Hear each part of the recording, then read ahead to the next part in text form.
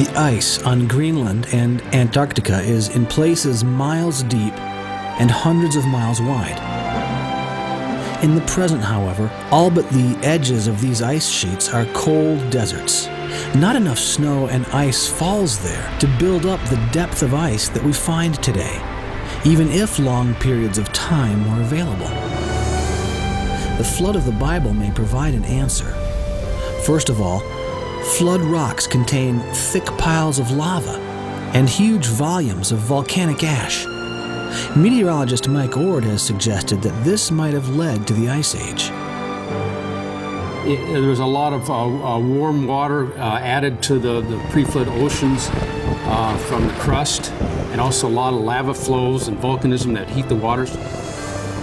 Evidence in fossils suggests that the oceans were warmed up in the course of the flood. The average temperature of the ocean is 39 degrees Fahrenheit. Well, after the flood, it could have been an average of about 86 degrees Fahrenheit. And you could have taken a swim in the Arctic Ocean right after the flood. It was so warm.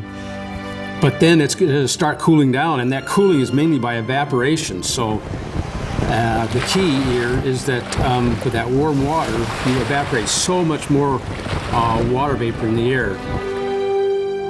As the oceans cooled after the flood, heavy snow began to fall.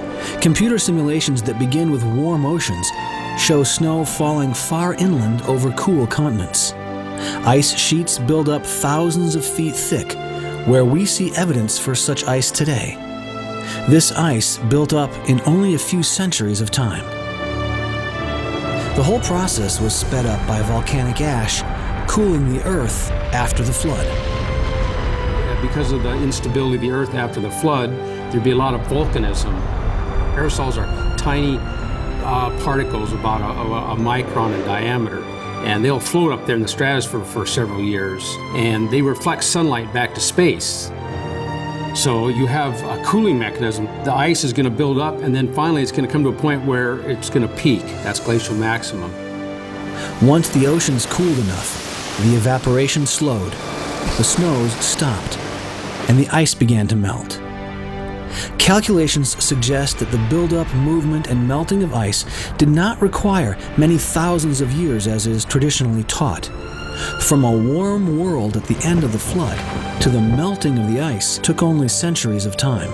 And then I see evidence of the one ice age and the short, rapid ice age that melts catastrophically. This is what I see based on science.